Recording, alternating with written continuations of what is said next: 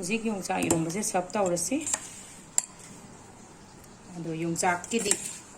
ꯌꯣꯡꯆꯥꯛ ꯑꯂꯨ ꯏꯔꯣꯝꯕꯒ ꯉꯥ ꯑꯇꯥꯎꯕꯒ ꯂꯩꯔꯒꯗꯤ ꯈ꯭ꯋꯥꯏꯗꯒꯤ ꯆꯥꯟꯅꯕꯅꯤ ꯌꯣꯡꯆꯥꯛ ꯏꯔꯣꯝꯕꯒ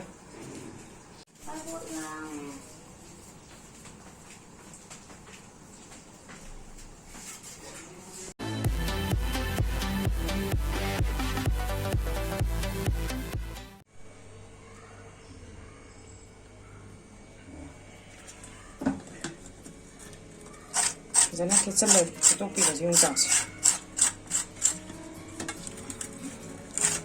ꯏꯔꯣꯝꯕꯗꯗꯤ ꯃꯀꯨꯁꯦ ꯈꯤꯇꯪ ꯌꯥꯎꯕꯁꯦ ꯀꯩꯁꯨ ꯀꯥꯏꯗꯦ ꯑꯗꯨꯝ ꯍꯣꯔꯦꯟ ꯃꯀꯨ ꯂꯧꯊꯣꯛꯈꯤꯕꯗ ꯑꯗꯨꯒ ꯌꯣꯡꯆꯥꯛ ꯁꯤꯡꯖꯨꯗꯗꯤ ꯈꯥꯏ 이런거들이 계속 우리 가게도 있어. 겉도까지나 살게 돼. 그잖아 살살 대시 그잖아 캡으로 걸로 도끼려서 상하면 그래서 아무도지.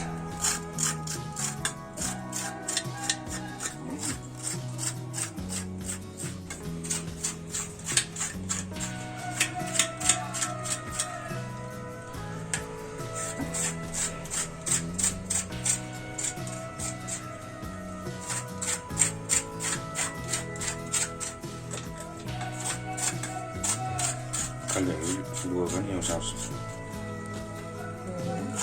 Sila ganda maru aribado ito mga ipangto. Korpo loira kanta si makusin siya pasana sumana loko kasi.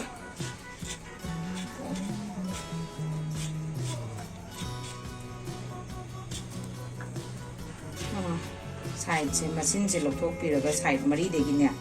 ꯐꯖꯅꯅꯦ ꯁꯨꯃꯥꯏꯅ ꯂꯧꯊꯣꯛꯄꯤꯔꯁꯤ ꯑꯗꯨꯒ ꯑꯩ ꯁꯨꯝ ꯍꯥꯏꯖꯔꯛꯀꯦ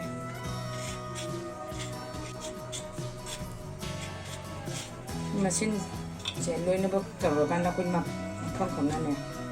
ꯁꯨꯃꯥꯏꯅ ꯈꯥꯏꯖꯤꯜꯂꯁꯦꯕ ꯑꯗꯨ ꯁꯤ ꯂꯣꯏꯔꯒ ꯑꯗꯨꯒ ꯁꯤ ꯆꯥꯝꯊꯣꯛꯑꯒ ꯑꯗꯨꯝ ꯌꯣꯡꯆꯥꯛ ꯔꯦꯗꯤ ꯑꯣꯏꯔꯦ ꯑꯂꯨꯁꯤꯒ ꯀꯣꯛꯄꯤꯔꯁꯤ ꯌꯣꯡꯆꯥꯛꯁꯤꯗꯤ ꯌꯣꯡꯆꯥꯛ ꯃꯇꯝꯗ ꯆꯥꯍꯧꯕꯁꯤꯅ ꯍꯥꯎꯕꯅꯤ ꯍꯧꯖꯤꯛꯇꯤ ꯆꯩꯔꯥꯎꯕ ꯌꯧꯗ꯭ꯔꯤꯉꯩꯗꯗꯤ ꯂꯣꯏ ꯂꯣꯏꯁꯤꯜꯂꯛꯑꯅꯤ ꯍꯧꯖꯤꯛꯇꯤ ꯈꯔ ꯁꯪꯉꯤ ꯆꯩꯔꯥꯎꯕ ꯂꯣꯏꯔꯀꯥꯟꯗꯗꯤ ꯑꯣꯚꯔ ꯀꯣꯠ ꯉꯥꯛꯇ ꯐꯪꯒꯅꯤ ꯑꯩꯁꯤꯗ ꯌꯣꯡꯆꯥꯛ ꯑꯅꯤ ꯑꯃꯒ ꯑꯂꯨ ꯑꯅꯤ ꯑꯃꯒ ꯂꯧꯔꯦ ꯏꯔꯣꯝꯕꯒꯤ ꯀ꯭ꯋꯥꯟꯇꯤꯇꯤꯁꯦ ꯑꯗꯨꯒ ꯁꯤꯒꯤ ꯃꯇꯨꯡ ꯏꯟꯅ ꯑꯩꯈꯣꯏꯁꯦ ꯃꯣꯔꯣꯛꯁꯦ ꯑꯩ ꯁꯤꯒꯤ ꯃꯣꯔꯣꯛꯁꯦ ꯈꯔꯁꯨ ꯁꯥꯡꯉꯦ ꯑꯗꯨꯒ ꯁꯥꯁꯨ ꯌꯥꯝ ꯁꯥꯕ ꯃꯣꯔꯣꯛꯅꯦ ꯁꯤꯗ ꯐꯪꯕ ꯃꯣꯔꯣꯛꯁꯦ ꯑꯗꯨꯅ ꯑꯩꯈꯣꯏ ꯃꯣꯔꯣꯛ ꯅꯤꯄꯥꯟ ꯈꯤꯇꯪ ꯍꯥꯞꯄꯁꯦ ꯁꯥꯇꯛ ꯆꯥꯅꯕ ꯄ꯭ꯔꯦꯁꯔ ꯀꯨꯀꯔꯗ ꯍꯥꯞꯆꯤꯜꯂꯗꯕꯅꯤꯅ ꯑꯩꯈꯣꯏ ꯁꯨꯃꯥꯏꯅ ꯁꯤꯠꯇꯣꯛꯄꯤꯔꯁꯦ ꯐꯖꯅ ꯃꯣꯔꯣꯛꯁꯦ ꯀꯩꯅꯣꯁꯦ ꯈꯥꯏꯔꯒꯅꯦ ꯁꯤꯅ ꯄꯣꯞꯊꯣꯛꯑꯒꯅꯦ ꯍꯣꯔꯦꯟ ꯃꯦꯠꯄꯗꯁꯨ ꯅꯨꯡꯉꯥꯏꯕ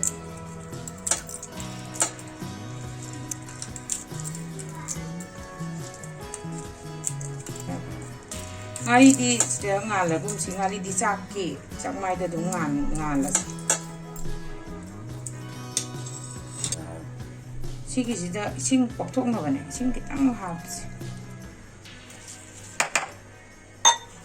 ꯑꯩꯈꯣꯏꯒꯤ ꯌꯣꯡꯆꯥꯛꯁꯤꯒ ꯑꯂꯨꯁꯤꯒ ꯐꯨꯠꯅꯕꯅꯦ ꯇꯧꯔꯁꯤ ꯑꯂꯨ ꯍꯥꯟꯅ ꯍꯥꯞꯆꯤꯟꯕꯤ ꯂꯣꯏꯔꯀꯥꯟꯗ ꯌꯣꯡꯆꯥꯛꯅ ꯃꯊꯛ ꯑꯣꯏꯁꯤ ꯀꯩꯒꯤꯅꯣꯗ ꯌꯣꯡꯆꯥꯛꯁꯦ ꯃꯅꯨꯡꯗ ꯑꯣꯏꯔꯗꯤ ꯌꯥꯝ ꯊꯤꯅ ꯄꯠꯀꯅꯤ ꯑꯗꯨꯅ ꯃꯊꯛ ꯊꯪꯍꯟꯒꯗꯕꯅꯤ ꯐꯨꯠꯄ ꯃꯇꯝꯗ ꯑꯗꯨꯒ ꯏꯁꯤꯡꯁꯦ ꯑꯩꯈꯣꯏꯅ ꯒꯤꯂꯥꯁ ꯇꯪꯈꯥꯏꯃꯨꯛꯇꯪ ꯌꯥꯝ ꯍꯥꯞꯄꯣꯏ ꯒꯤꯂꯥꯁ ꯇꯪꯈꯥꯏꯃꯨꯛꯇꯪ ꯍꯥꯞꯄꯒ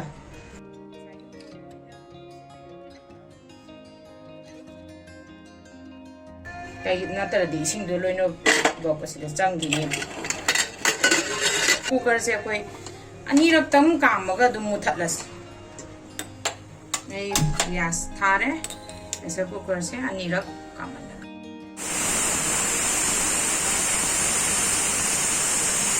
ꯑꯅꯤꯔꯛ ꯀꯥꯝꯃꯦ ꯄ꯭ꯔꯦꯁꯔ ꯀꯨꯀꯔꯁꯦ ꯑꯗꯨꯒ ꯂꯣꯏꯁꯤꯜꯂꯁꯤ ꯑꯣꯏꯔꯕꯅꯤꯅ ꯁꯤꯁꯦ ꯏꯪꯍꯜꯂꯁꯤ ꯑꯩꯅ ꯉꯁꯥꯏ ꯍꯥꯞꯈꯤꯕ ꯃꯣꯔꯣꯛꯁꯦ ꯍꯥꯟꯅ ꯁꯤꯔꯁꯤ ꯁꯤꯒꯤꯁꯦ ꯑꯗꯨꯒ ꯀꯜꯂꯨꯒ ꯁꯤꯁꯦ ꯂꯧꯊꯣꯛꯑꯁꯤ ꯏꯪꯍꯜꯂꯁꯤ ꯁꯤꯁꯦ ꯌꯥꯔꯅꯤ ꯁꯤ ꯉꯥꯏꯍꯥꯛ ꯏꯪꯍꯜꯂꯒ ꯂꯣꯜꯂꯁꯤ ꯏꯔꯣꯝꯕꯗ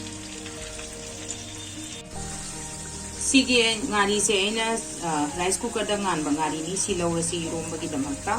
ꯑꯗꯨꯒ ꯉꯁꯥꯏꯒꯤ ꯁꯨ ꯅꯨꯡꯉꯥꯏꯇꯦ खरा खरा सारीङैꯗने खरा नुङाइने योंचाक मकुसे सुमाइना खोहौरसे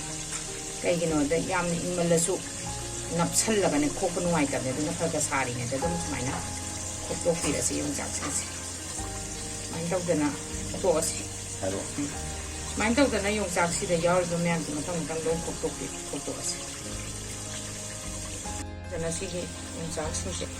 सुमाइना तौदना सिगी योंचाकसे सिमसु खोपचनबिसे सि लोइरे अने योंचाकसे खोप लोइरे सि इरोंबा यारे अदुगा ngसाइगी योंचाककी फुटपदा लेहौबा महीसे अइना सिगिसे थमजल्लगा थंबने सिसे इरोंबदा हापतोइने मही ओहेंदोइने इरोंबगी ngसाइ फुल्ली मतुंगदने सिगी महीसे मांगहनगिनो थमजनगदबने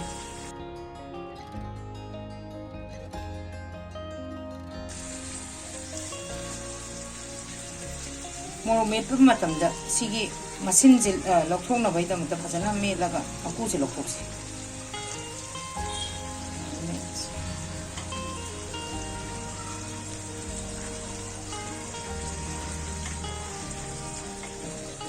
सुमाइना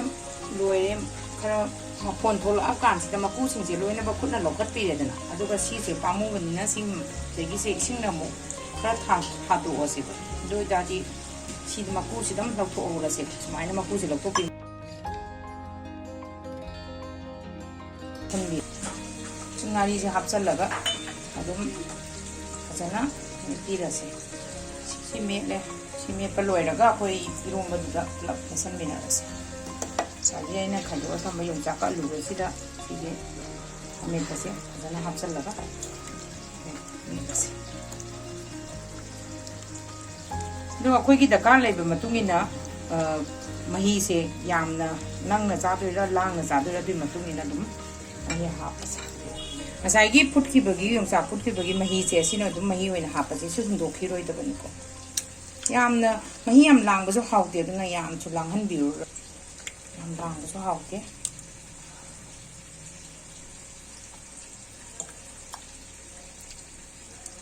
सि अरेबा दो योंचाक इरोंबगिदी लोंबसिना सोइदना हापियुसिना खाइदगी बेस्टनि सिना मागी इरोंबदा रोज पिबिरिनि